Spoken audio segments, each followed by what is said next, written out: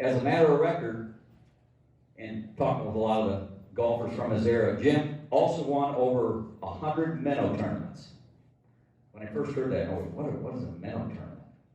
And these were those small local tournaments held all over the state. I myself played in several of those. We didn't call them minnows. And don't think for a minute that the local golf guns are pointed right at you when you come to town. Every one of these courses had a few guys that knew what they were doing on that golf course.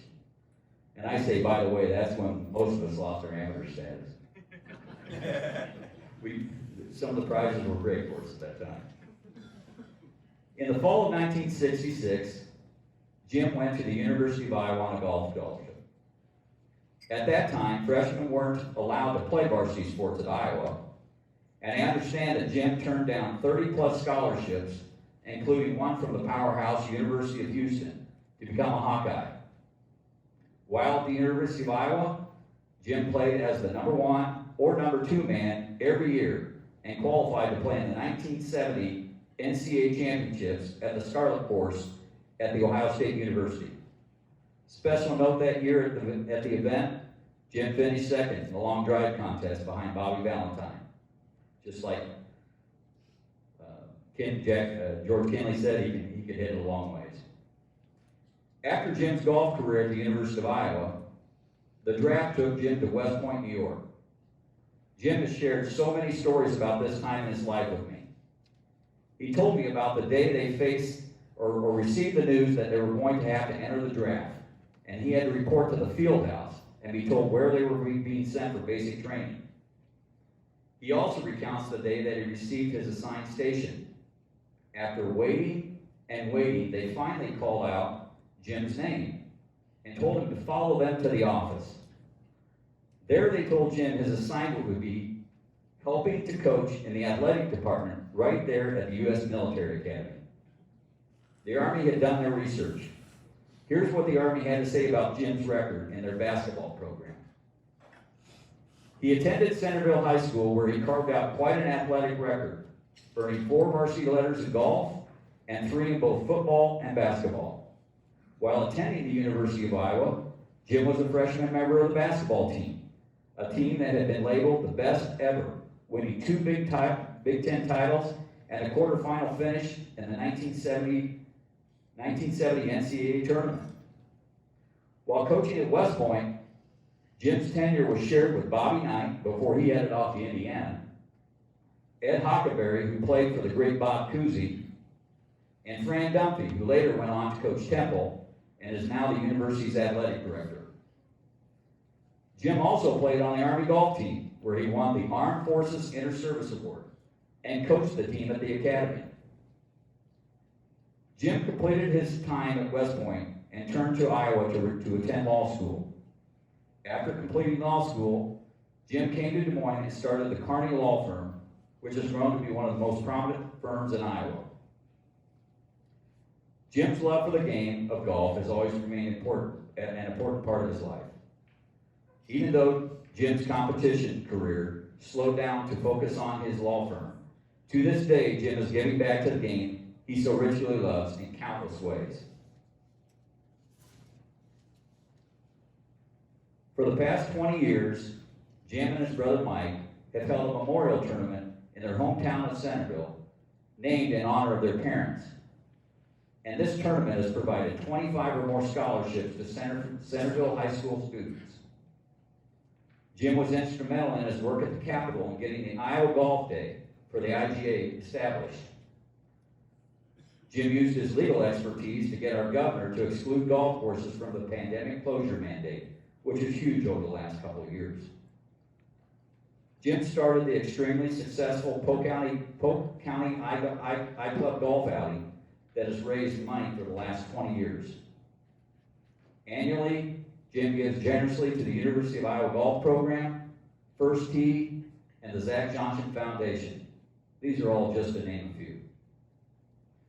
In closing, I'd like to read some quotes from some of Jim's closest supporters. The first one comes from Tom Apple, Director of Golf at the Country Club of the Rockies. I can candidly say in my 46 years as a golf professional, I have not met a more considerate, altruistic individual.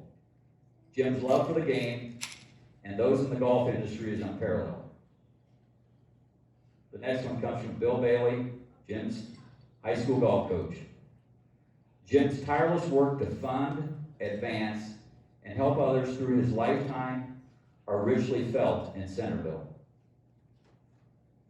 The next one comes from a longtime friend and Hall of Famer Mike McCoy. I have paid for a lot of golf lessons over the years, but the lessons I learned hanging around and watching Jim were the best lessons of my life. Another close friend, Ken Shaw, says, I know that Jim has been a benefactor for not only the University of Iowa golf team, but for amateur golf in Iowa. And he could not be a better supporter for the growth of the game. Finally, past fellow competitor, Terrence Denifee. Jim has a saying I enjoy. You can't take the boy out of Centerville, or you can take the boy out of Centerville, but you cannot take the Centerville out of the boy. Jim, you're a hell of a golfer, a second-to-none supporter of Iowa golf, and most importantly, a dear friend. Congratulations to your induction to the 2021 class of the Iowa Golf Hall of Fame. I would like to take the opportunity here. I've got a lot of friends who came, and my family who's here. My daughter Sarah, and her husband Jeff, and Annabelle and James from Atlanta. I've got my nephew Chris Carney here. I've got nieces and nephews. Are you awake back there, kids? Still awake? Huh? All right. And there's one of them in particular, Elle. Are you awake? Yeah, Aaron witnessed this, Aaron Kruger. We played golf today at Wakanda. We were hitting off the blue tees up, where the men hit. And so Elle hit up there with us. And what'd she hit it? Aaron, about 250. 10-year-old. Right down the middle of the fairway. Unbelievable. I think she's got it. I think she's got the genes. And my nephew Chris, just let me take 1 second here. How many of you have heard about the Wounded Warrior program? Anyone here? I think everyone has. Chris was instrumental in starting that. I think he was having some beers or something with some of his disabled veteran friends out in East Hampton. He's from East Hampton. And I think they goaded him into riding a bike across America for the first time, right? So thank you, Chris.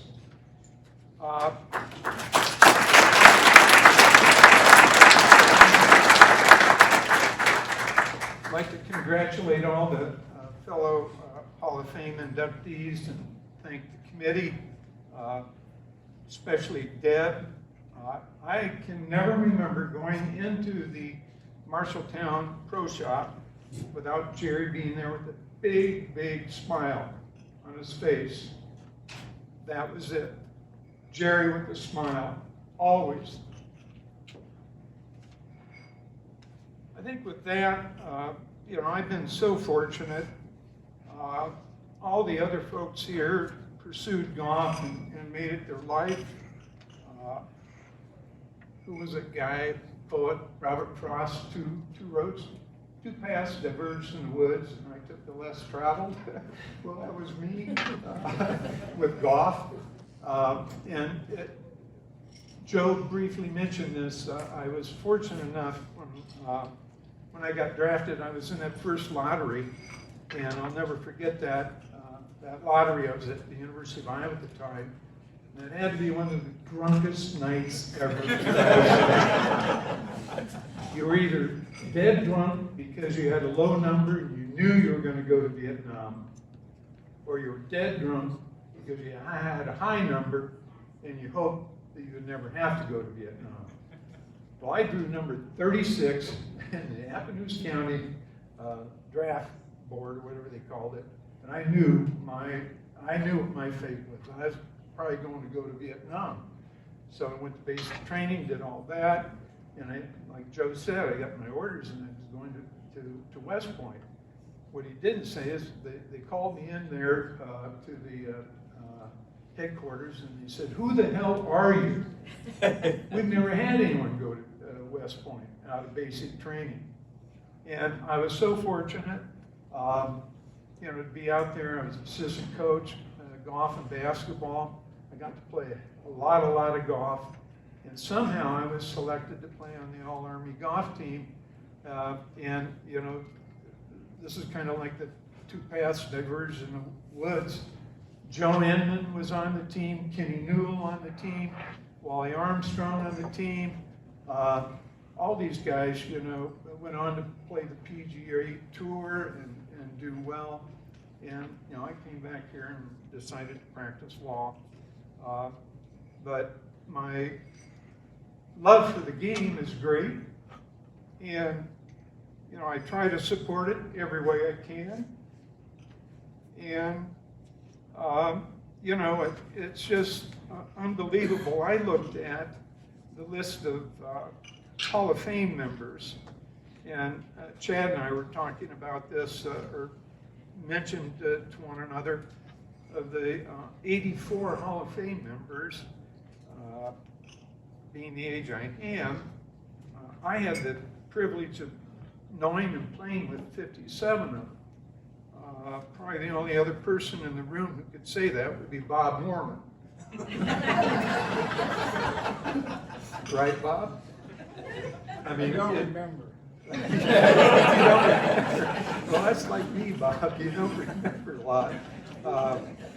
And, you look at the class, for example, 1989, Joe August, wow. Joe Brown, Jack Fleck, Bob Leahy, Don Narvison, Bob Fry, Jack Rule. I mean, geez, Sarge Fontini. No wonder you guys don't remember me, right? So anyway, I just want to thank everyone. This is a tremendous privilege. Joe did mispronounce one fellow's name. It's Terry Deneath. Terry Deneath is from Ottumwa. Bob Moreland taught Terry how to play golf. Terry has the shortest backswing in America, other than my partner, Doug Strike. That's right. Doug has the next shortest backswing. Bob disclaims teaching Terry. But what Terry did do is the year I won the state junior, I don't know how I did this because I'm an early riser. Terry woke me up and I barely made it to the first tee or I would have been disqualified. Thank you, Terry. And with that, thank you very much. Tried to be brief. Chad and I were talking, who's going to be briefer? Chad? So thank you very much, everyone. Appreciate it.